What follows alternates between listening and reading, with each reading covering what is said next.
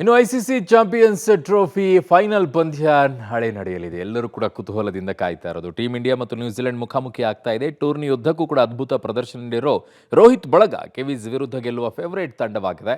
ಆದರೆ ಯಾವುದೇ ಕಾರಣಕ್ಕೂ ಕೂಡ ನ್ಯೂಜಿಲೆಂಡ್ ಅನ್ನು ಕೂಡ ಕಡೆಗಣಿಸುವ ಸ್ಥಿತಿಯಲ್ಲಿ ಯಾರೂ ಇಲ್ಲ.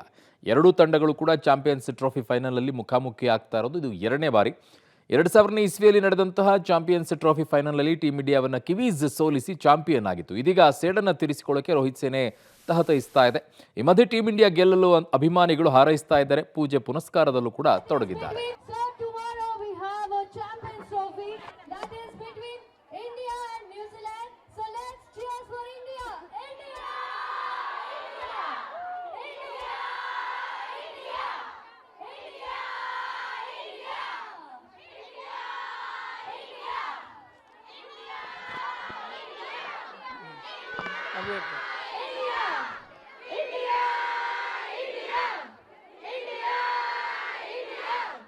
Okay, 1 minute.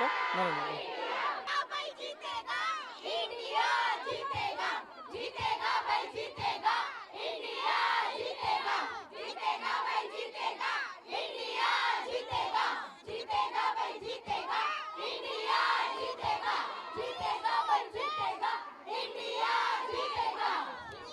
ಸ್ವಲ್ಪ ಒಂದು ಸ್ಟೆಪ್ ಹಿಂದಕ್ಕಿರಿ, ನಾನು ಹಿಂಗೆ ಬರ್ತೀನಿ.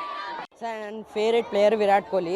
ಇವಾಗ ನಾವು ಗೆದ್ದರೆ ಮಿನಿಮಮ್ 300 ಮೇಲೆ ಹೋಗ್ಬೇಕು ಸರ್. ಯಾಕಂದರೆ ನ್ಯೂಜಿಲೆಂಡ್ ಪ್ಲೇಯರ್ಸ್ ಜಾಸ್ತಿ, ಅವರು ಸೌತ್ ಆಫ್ರಿಕಾಗೆ ನೋಡ್ಬೋದು T2 ಹಂಗೆ ಹೊಡೆದಾರೆ. ಆದರೆ ನಮ್ಮವ್ರು ಫುಲ್ ಕಾನ್ಫಿಡೆಂಟ್ ಆಗಿ ಆಡಬೇಕು. ಕ್ರಿಕೆಟ್ ಅಂದ್ರೆ ಇಷ್ಟ ಮೇಡಮ್? ಭಾಳ ಇಷ್ಟ ಸರ್. ನಿಮಗೆ ನಿಮ್ಮ ಫೇವ್ರೇಟ್ ಆಗ್ತಾರೆ ಯಾರು ಮೇಡಮ್? ವಿರಾಟ್ ಕೊಹ್ಲಿ ಸರ್.